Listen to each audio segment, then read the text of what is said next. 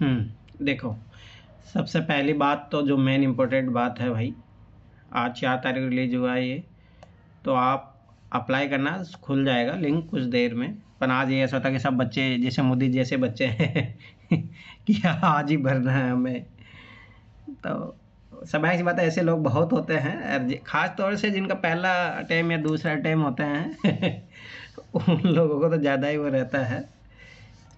ठीक है, उत्सुकता होना सही चीज़ भी है, पर भाई आप ऐसा नहीं है कि पहले आप भर दोगे तो आपको भाई पहला सिलेक्शन मिल जाएगा, ऐसा नहीं होता है। तो ज़्यादा अच्छा है कि आप गलतियाँ ना करो, उसके लिए अच्छा है कि थोड़ा टाइम लीजिए, देखिए, खुद से अगर नोटिफिकेशन पढ़ सकते हो तो खुद से पढ़िए। ठीक है, ज़्यादा अच्छा तो मेरा मानना है सबसे बेस्ट तरीका यही है, खुद से पढ़िए, आप नोटिफिकेशन खुद से जाके चेक कीजिए, इसी बहाने आपको भाई नोटिफिकेशन देखना ये सब चीज़ें आएगी तो सीधी। और आप जल्दीबाजी में फिर गलतियाँ करोगे, मैंने देखा है कुछ कुछ वहाँ से लोग हैं जो जल्दीबाजी भरने चक्कर में फिर बाद में फ़ोटो चेंज करते रह रहे हैं। तो ये चीज़ें गलतियाँ नहीं होनी चाहिए भाई, आप पहले से ही संतुलित होके काम कीजिए। तो जितना ज़्यादा संतुलित होकर डिसीजन, देखो हर चीज़ में उत्सुकता सही नहीं होती है। और मुदित खास तौर से चीज़ें याद रख लो, लाइफ में है ना ऐसे काम नहीं चलता है।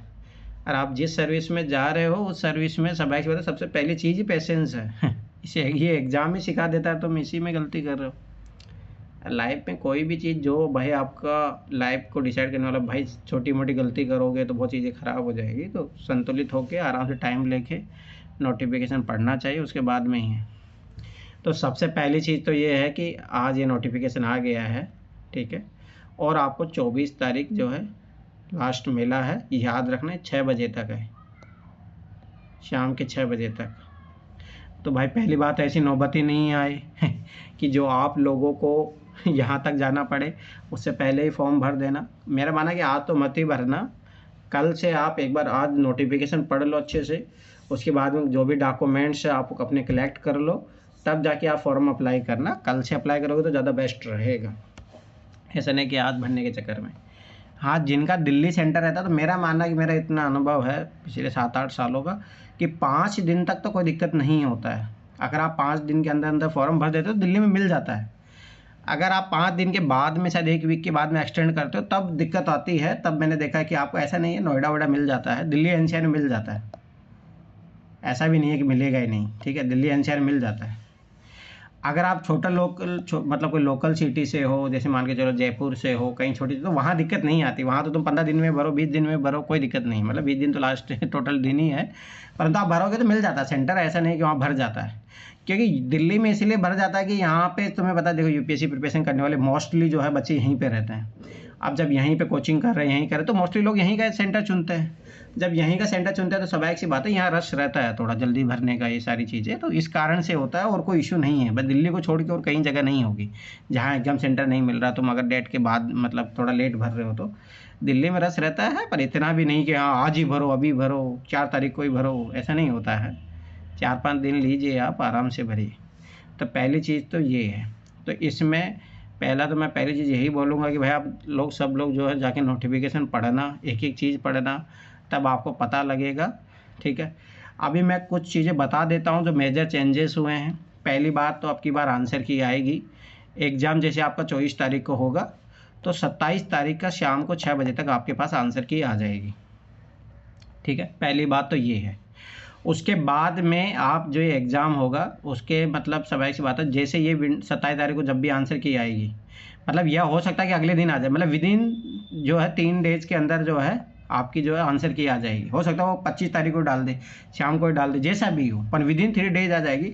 उसके आगे प्लस 5 डेज आप अपना रिप्रेजेंटेशन भेज सकते हो कि हाँ इस क्वेश्चन का आंसर ये नहीं, ये होना चाहिए। ये 5 ठीक है दिन का टाइम मिला है, तो टोटल 8 दिन तो ये हो गए। अब मान के चलो रिप्रेजेंटेशन का जो भी डाउट होगा वो सॉल्व करेगा यूपीएससी, 1 दिन और मान के चलो, मतलब 1 वीक और सप्ताह मान के चलो, 15 दिन में रिजल्ट आ जाएगा। 15 दिन का मतलब 10 जून से पहले पहले रिजल्ट आ जाएगा, ये बात याद रख लेना। ठीक है, फाइनल जो आंसर की है यूपीएससी जारी नहीं करेगा, यहाँ पे ओनली रिजल्ट जारी करेगा। फाइनल आंसर की है जो UPSC after the final result, मतलब स्वाभाविक बात है मार्च में जाके 2027 में जाके फाइनल जो है आंसर की जारी करेगा। यहाँ पे जो आपको आंसर की जारी रहेगी प्रोविजनल आंसर की रहेगी, जिसमें बदलाव किए जा सकते हैं। फाइनल आंसर की आपको बाद में मिलेगी, पहली बात। तो एक तो ये मेजर चेंजेस हुआ है आपकी बार। दूसरा जो चेंजेस हुआ है आपकी बार, जो मैंने भेजा भी था ग्रुप में आप लोगों को, और वो बहुत बड़ा चेंजेस है, आप विश्वास नहीं करोगे, क्योंकि बहुत सारे लोगों के लिए नुकसानदायक भी है, पर मेजोरिटी ऑफ द एस्पिरेंट उनके लिए फ़ायदा है। तो मेरा मानना है कि 10% पीपल के लिए ये नुकसानदायक है, ठीक है, पर 90% लोगों के लिए फ़ायदेमंद है। कैसे है, ध्यान से समझना इस लॉजिक को। पहले क्या होता था, मैं देखो इस एग्ज़ाम को लगभग मुझे आज 10-12 साल हो गए, तो मैं जब से मतलब नोटिफिकेशन निकल रहा है सब कुछ चीज़ें, जब सीसेट का चेंजेस हुआ था 2013, तब से मैं हूँ थोड़ा अवेयर इस बारे में। तो पहले ऐसा होता था कि जैसे आप अगर देखो, पहले ये था ओनली IAS बन जाते हो, ओनली IAS, ध्यान समझना, आप IAS बन जाते हो, ठीक है, ध्यान समझना। IAS के अलावा आपको कोई भी सर्विस अलॉट हो गई है तो आप क्या कर सकते थे, बार बार एग्जाम दिए जा सकते थे जब तक आप IAS नहीं बन जाओ, ठीक है, ये चीज़ याद रखना। जैसे मान के चलो IPS बन गया, तो IPS बन गया तो मैं बार बार एग्जाम दिए जा रहा हूँ, ठीक है। अब वो चीज़ इन्होंने ख़त्म कर दी है। आपको IAS या IPS, मतलब IAS में तो अलाउ है ही नहीं, वो पहले भी अलाउ नहीं था, अभी भी अलाउ नहीं है। अगर आपको जैसे एक बंदा था, मुझे याद है अच्छे तरीके, 2019 की बात है, तो उसका ऐसा था कि 2019 वाले अटैम्प्ट में है ना, उसको 147 ऐसे रैंक आई थी, उसको कैडर प्रॉपर IAS मिल गया था उसको, परंतु उसको कैडर जो वो चाह रहा तो नहीं मिला, तो उस बंदे ने रिजाइन कर दिया। अगर आप दोबारा एग्जाम देना चाहते हो IAS बनने के बाद में, आपको रिजिग्नेशन देना पड़ेगा, ये चीज़ याद रखना। उसके बाद भी फिर आप दोबारा जो है एग्जाम एंटर कर सकते हो। तो फिर उसने दोबारा एग्जाम दिया 2020 में, उसकी वही सेम रैंक आई अब पता नहीं उसको कैडर मिला नहीं मिला जो चाह रहा था, जो भी है, पर मेरा कहने का मतलब है, अगर आप IAS बनते हो तो आपको जो है आपकी जो सर्विस अलॉट हुई है उसको रिजाइन करना पड़ेगा, उसके बाद में ही आप एग्ज़ाम के लिए अप्लाई कर सकते हो। पहले ये नियम था ओनली IAS के लिए। अब क्या हो गया, चेंज हो गया। अब आपको ये है कि IPS, याद रखना उधर है ना, IAS और IFS दोनों हैं, इंडियन फॉरेन सर्विस। इनमें अगर आपको एक बार सिलेक्शन हो जाता है, आप अगर ज्वाइन कर लेते हो, उसके बाद में आप दोबारा अप्लाई नहीं कर सकते। एक मिनट, ठीक हो,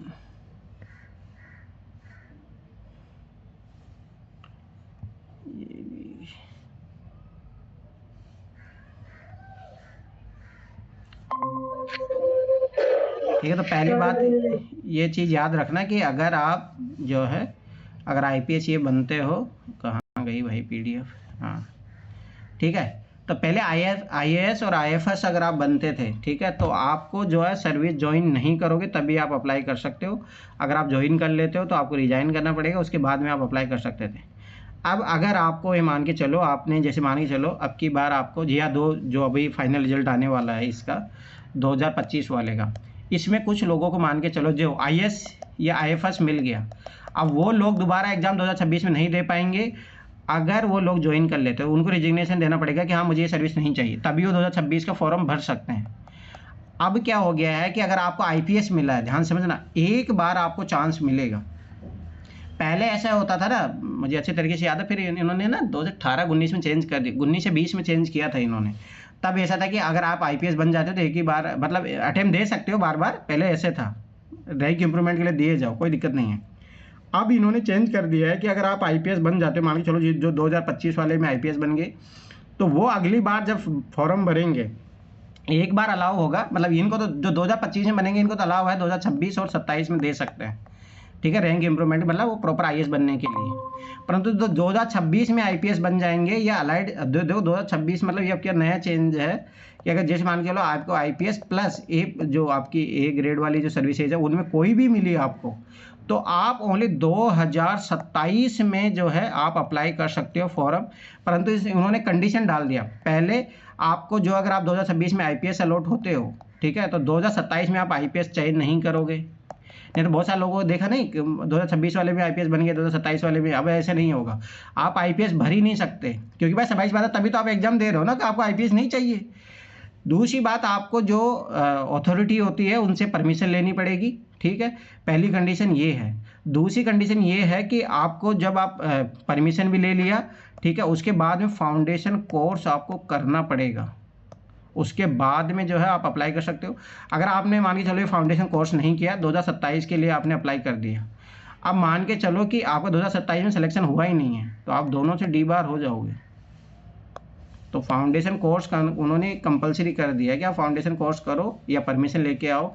जिन्होंने परमिशन नहीं लिया वो भी बाहर हो जाएगा। तो ये नया चेंजेस। अब इससे फ़ायदा किन को होगा भाई? जो जिनका सिलेक्शन हो ही नहीं रहा है उनके लिए फ़ायदा है। क्या होता था, नहीं तो यूपीएससी में देखना, जैसे 933 सीट है ना, तो इसमें मेजोरिटी ऑफ द 70 to 80% उन्हीं बच्चों का सिलेक्शन होता है जो ऑलरेडी जिनका सिलेक्शन हो चुका है। वही बार बार जो है इनका सिलेक्शन लेते रहते थे। अब आगे से मतलब 2027 ये चीज़ें नहीं होगी, तो सबाई सी बात है नए कैंडिडेट का ज़्यादा सिलेक्शन होगा, तो ये फ़ायदा है।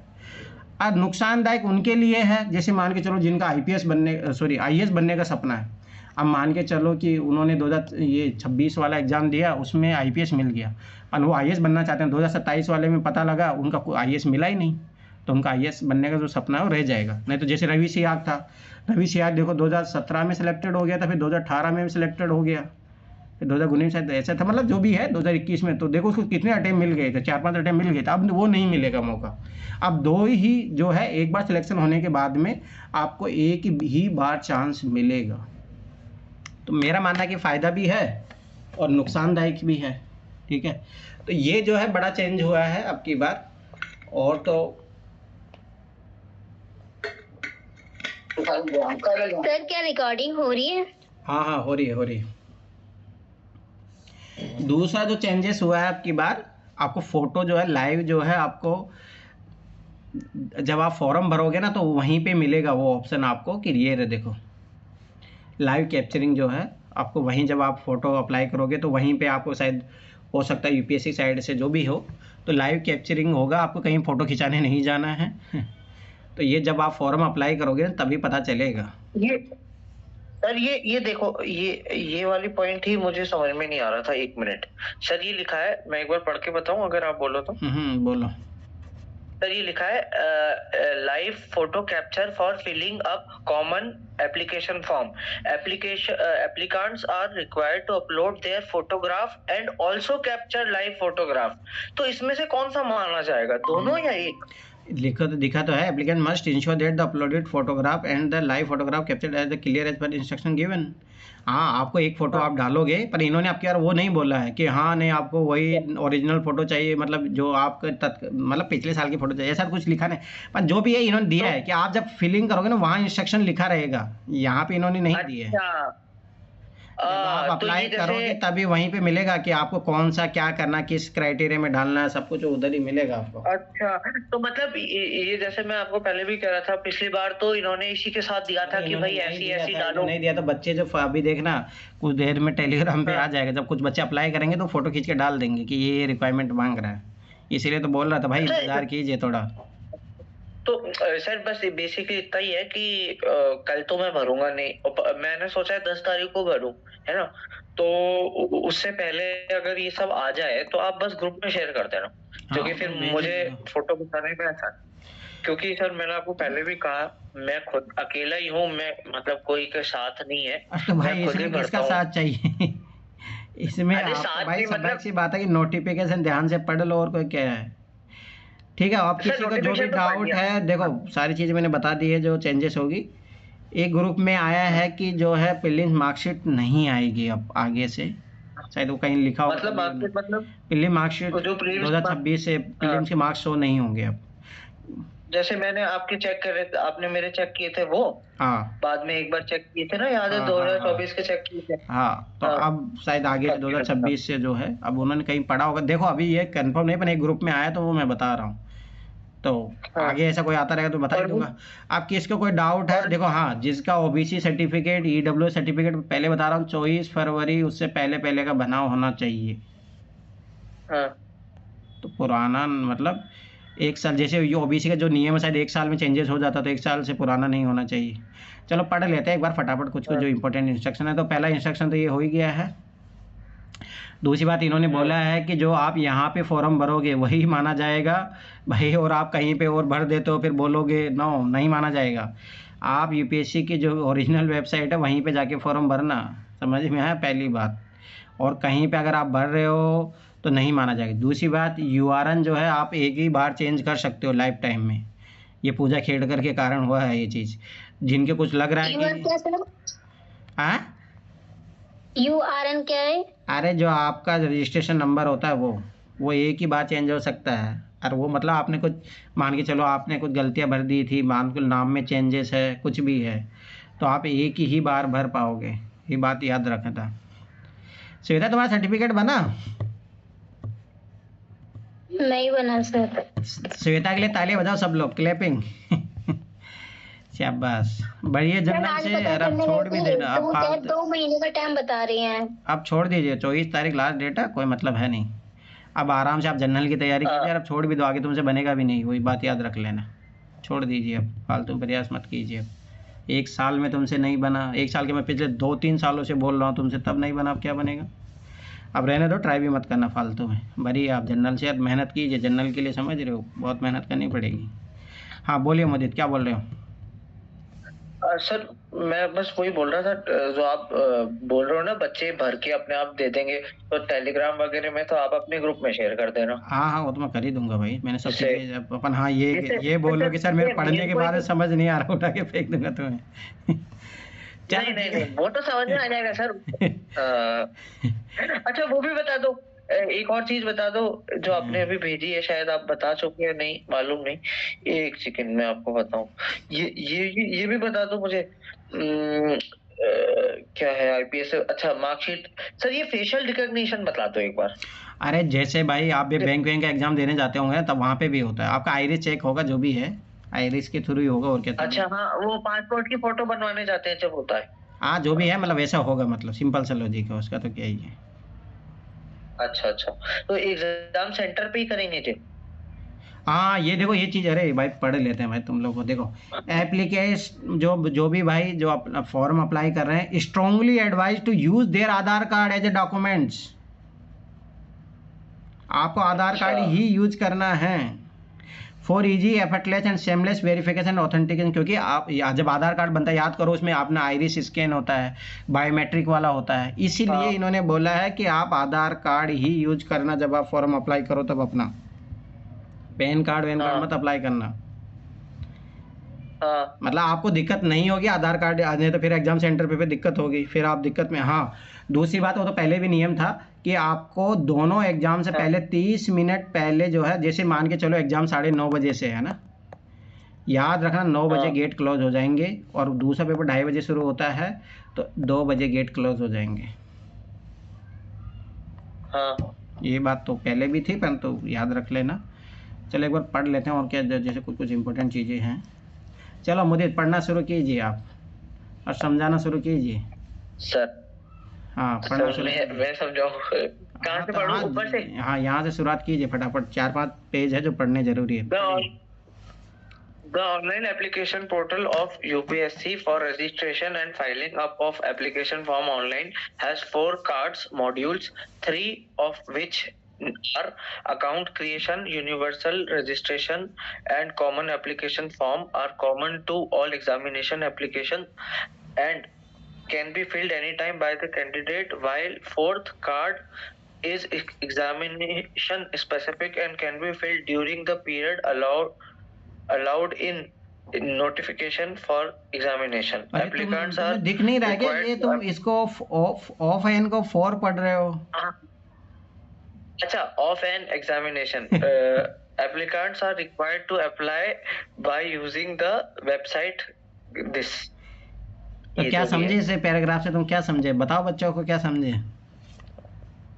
सर, मैं तो ये समझा कि जो इसमें 4 तरीके के फॉर्म्स में 4 मॉड्यूल्स हैं, जिसमें से 3 के नाम दे रखे हैं, और एक है जो कि एग्जाम का जब नोटिफिकेशन का जो टाइम दिया है, जैसे आज से 24 तारीख तक इस केस में, वो उसी के बीच खुलेगा। ठीक है, जी चलो सर। अगला। Once a candidate has registered on the online application portal, a universal registration number is generated, which is common for all examination of the commission. After filing up of examination specific form, application number is generated, which is examination specific and is to be retained by applicant all along with the URN or any future communication with the commission. The URN has to be registered only once in lifetime. While the URL will be unique and remain constant, the application number will be dynamic in nature and will vary from examination to examination. हाँ, एक और चीज़ हाँ याद sir. रखना। हाँ, क्या समझे इससे बताओ फटाफट। एक और चीज़ आई है तो मैं बता सर देता हूँ। एक ये समझा कि यूआरएन तो एक ही बार है, और जो कि एक बार बन गया वो एक ही बार लाइफ टाइम में चेंज करा जा सकता है। उसके अलावा जो एप्लीकेशन नंबर है वो अलग अलग एग्जाम्स में अलग अलग रहेगा। ठीक है।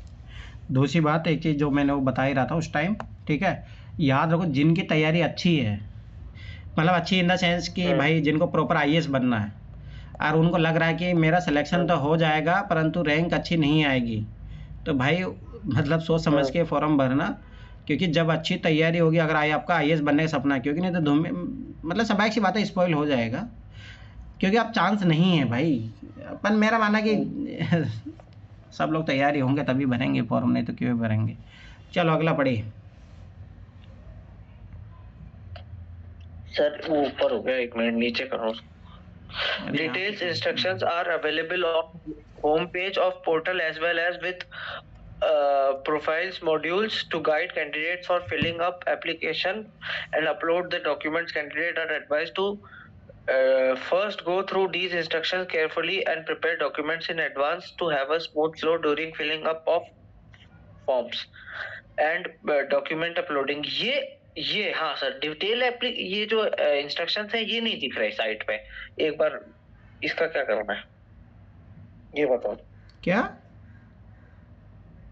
सर ये डिटेल इंस्ट्रक्शन जो ये कह रहे हैं होम पेज पे पोर्टल पे ये नहीं भाई दिख रहे। जब आप अप्लाई करोगे वहां पे दिखेंगे आपको। नहीं, इसमें तो लिखा हुआ है पहले ही है, क्योंकि ये जब ही तो काम आएंगे जब फॉर्म भरेंगे। वही तो मैं आपको कह रहा था। लास्ट लाइन पढ़ो। अरे तो इंस्ट्रक्शन पढ़ो ना, तो ये flow during instruction carefully and prepare documents in advance to have the smooth flow during filling up the form and document uploading. तो जब आप पहले ये इंस्ट्रक्शन पढ़ लो, इसमें जो चीज़ें दी है अपने डॉक्यूमेंट्स रखिए और उसी अकॉर्डिंग अपलोड करना है आपको। तो उसमें क्या है? अच्छा ये इंस्ट्रक्शन की बात है, ये होम पेज लिखा है ना, वो पूछ रहा हूँ मैं। अरे कुछ ही नहीं आएगा भाई, यही होता है नोटिफिकेशन का मतलब, यही होता है, इसमें सब कुछ दिया रहता है। अच्छा हाँ, दूसरी बात, जिनका 2 अगस्त 1994 मतलब जनरल कैटेगरी के लिए इसके बाद में ही उनका जन्म होना चाहिए, वही भर पाएंगे। अच्छा चलो। और मेरा तो बहुत 1 अगस्त 2005 से पहले से जन्म होना चाहिए, उसके बाद वाले जन्म नहीं भर पाएंगे, ये चीज़ याद रखना। चलो ठीक है, मैं फटाफट कर देता हूँ कोई चीज़ नहीं। ऐसे तो मुद्दे पता नहीं कितना टाइम लेगा।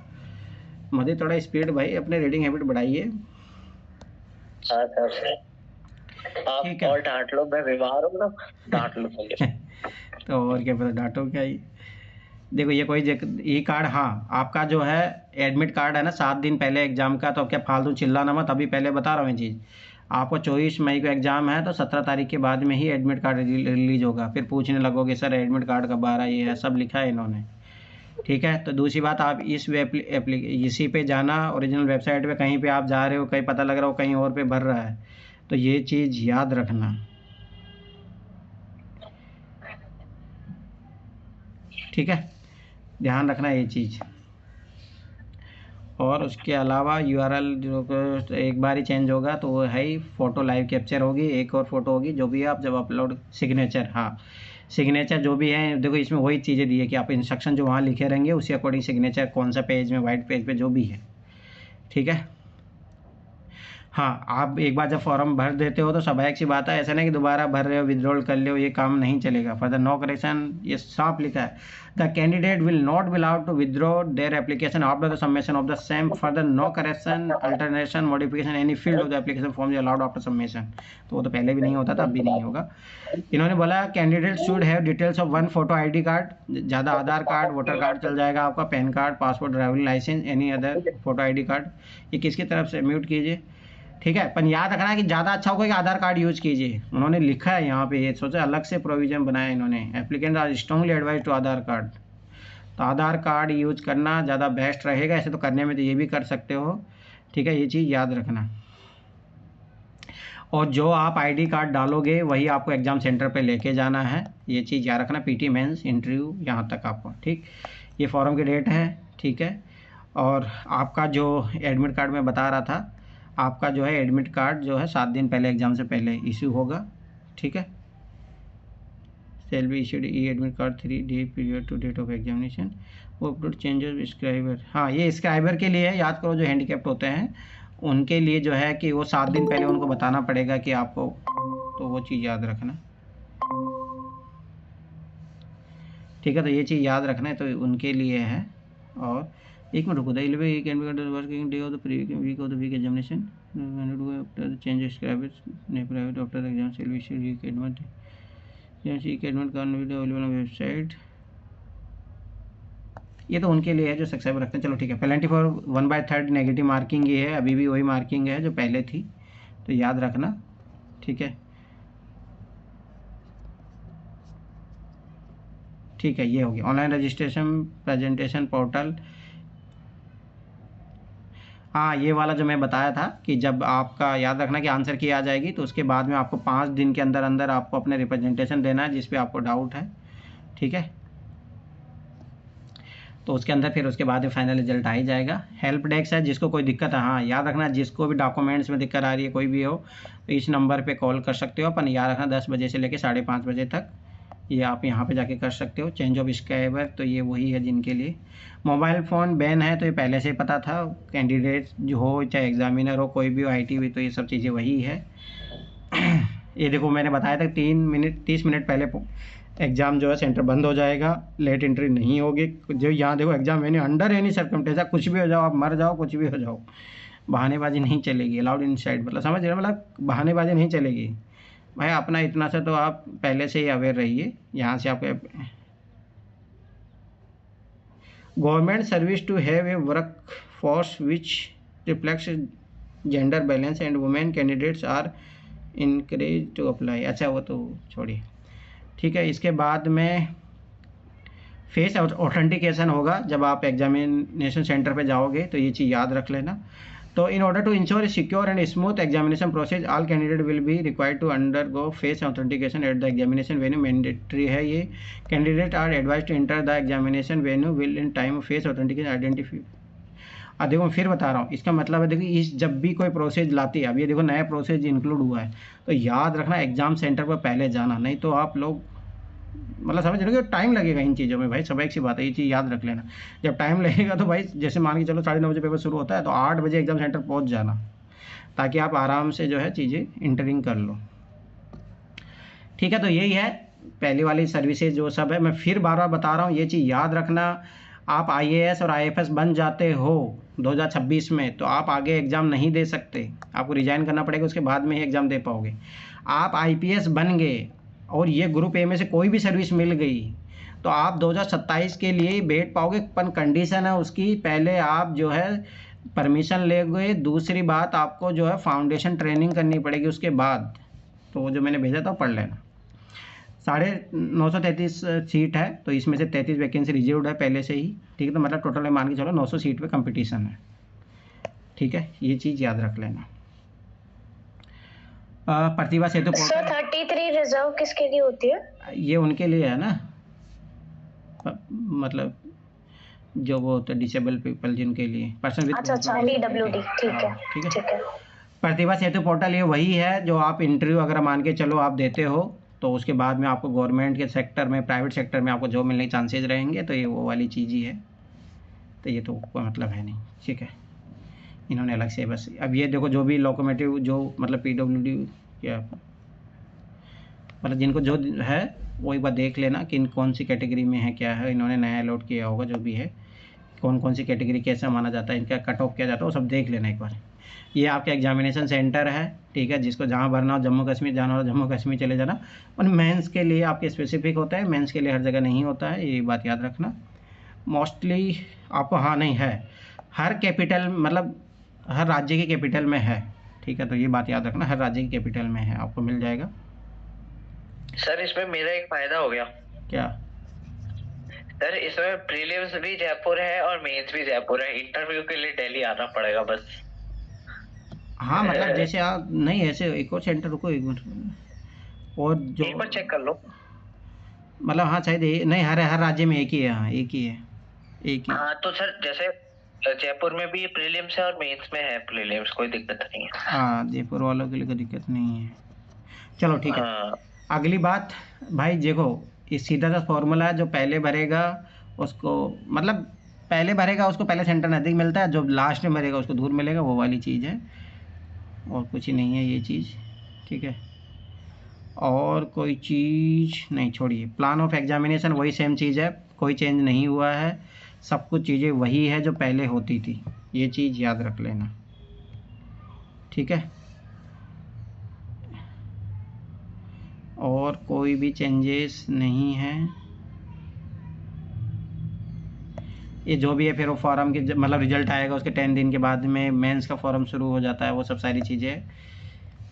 और कोई भी चीज़ सर्विस लोकेशन, ये सब सर्विस लोकेशन छोड़ दीजिए। बस इन्होंने जो मैं बताया था वो चीज़ें हैं। एज लिमिट याद रख लेना, जिनका जन्म है मतलब जनरल कैटेगरी के लिए तो खास तौर से 2 अगस्त 1994 के बाद में होना चाहिए, और 1 अगस्त 2005 से पहले, वही अप्लाई कर पाएंगे। और जिनका भी एज रिलेक्शन, जैसे ओबीसी के लिए 3 साल है तो समझ बात है, इससे 3 साल पहले 1991, और SC ST के लिए तो 37 एज तक भर सकते हैं। तो 37 एज मतलब कितना बढ़ गया, 5 साल और बढ़ गया, तो 5 साल बढ़ गया तो स्वाभाविक सी बात है 1989 से लेकर वो भर सकते हैं। पर ये तो सबके लिए सेम है, ये बात याद रखना। और इसमें कोई नया चीज़ें नहीं है। ठीक है, कैंडिडेट मिनिमम एजुकेशन क्वालिफिकेशन, हाँ जो फाइनल ईयर में है वही भर सकते हैं, ग्रेजुएशन होना नेसेसरी है। तो ये अटेम्प्ट है। ठीक है, उसके अलावा वो एजुकेशन क्वालिफिकेशन का मुझे एक पॉइंट पूछना है मेरा स्पेसिफिक। बोलिए सर जैसे मेरे बीए की फाइनल मार्कशीट है मेरे पास, मेरा बीए 2023 में हो गया था, है ना।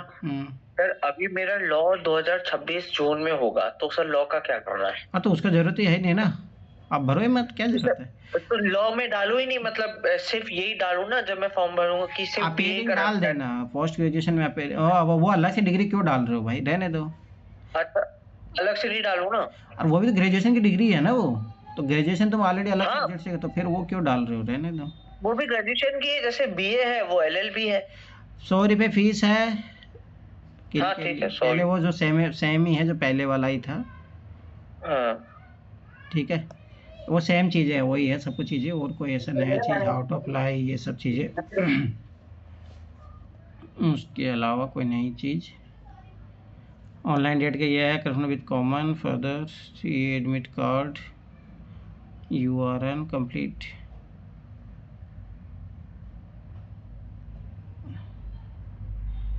Reservation against vacancy. ठीक है, अब किसी कुछ डाउट हो तो पूछिए, नहीं फिर मैं क्लास को ख़त्म करता हूँ। बस यहीं तक इम्पोर्टेंट था, उसके बाद में तो यहाँ से प्लान ऑफ एग्जामिनेशन शुरू हो जाता है, वो सब कुछ सेम है जो पहले था। आपका PT मेन सब कुछ वही है, सारा पैटर्न वो का वही है, कोई चेंजेस नहीं हुआ है, ये चीज़ याद है। हाँ बोलिए। हाँ, जैसे मेरा सर्टिफिकेट नहीं बना तो जैसे मैं जनरल से सब भरती हूँ, ठीक है। हाँ तो भरिए, तो जनरल तो आपको कुछ भी जरूरत नहीं है, तो आप डायरेक्ट भरिए, कोई भी सर्टिफिकेट की जरूरत नहीं पड़ेगी आपको। नहीं, फिर जैसे अगर नेक्स्ट टाइम मैं एग्जाम देती हूँ तो क्या फिर मेरा सर्टिफिकेट वैलिड नहीं माना जाएगा? माना जाएगा, उसमें क्या है, कोई दिक्कत नहीं है भाई, नहीं बन पाया था उस टाइम। तुम तो ऐसे भी जब से भर रही हो तब से तो जनरल से भर रही हो ना तुम। हाँ, तो अब मेरे डॉक्यूमेंट्स में दिक्कत है, इसमें श्वेता में सब में BA वगैरह में सब में श्वेता है, अब 10th की बेसिस अग्रवाल उसमें KM श्वेता लग गया। अरे वो सब हो जाता है, पढ़िए आप, मेन पढ़ना है, वो सब चीज़ें एफिडेट लगता है, वो हो जाता है, आपको UPSC टाइम देता है, ऐसा कुछ ही नहीं, आप सिलेक्शन तो लीजिए पहले, वो सब हो जाएगा, कोई दिक्कत नहीं है। चलो ये सब ऑप्शनल तो अभी आप क्या बताए थे कि क्या नाम है, जैसे IAS बनना है, मतलब कुछ ऐसे बताए थे ना, फिर मैंने थोड़ा लेट ज्वाइन हुई थी मैं। अरे भाई, जब आप IAS बन जाओगे तो फिर दोबारा एग्जाम क्यों दोगे? अगर आपको लग रहा है कि कैडर सही नहीं है तो फिर रिजाइन करना पड़ता है। IPS या ग्रुप A की सर्विस कोई भी मिली, आप एक बार दे सकते हो एग्जाम, बार बार नहीं दे सकते, इन्होंने अब ये चेंज कर दिया बस, और कोई चेंजेस नहीं है। मुदीत ये पढ़ लेना, ठीक है, ये पढ़ लेना, जो तुम बोल रहे थे ना वो यहाँ पे दिया है बस। किधर है, एक बार दिखाओ। पेज नंबर 156 से। Page number 156। हाँ, ये पढ़ लेना सब लोग बस, और कुछ ही नहीं है, वही सेम चीज़ें बना है, यहाँ पे थोड़ा डिटेल दिया है कैसे क्या है, कुछ भी नहीं। सिग्नेचर कोड, जिसको कोई दिक्कत हो नहीं है, ठीक है, कुछ ही नहीं है। चलो ठीक है, एक बार पढ़ लेना और कोई इशू नहीं है।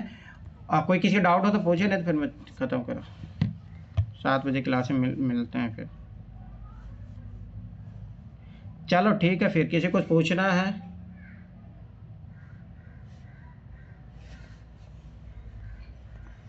चलो ठीक है तो फिर आप जाइए, पढ़िए, पढ़ना शुरू कीजिए ज़्यादा। कल फॉर्म भरना, अभी रुक जाइए एक दिन, मेरा मानना है कल भर देना अपना फॉर्म।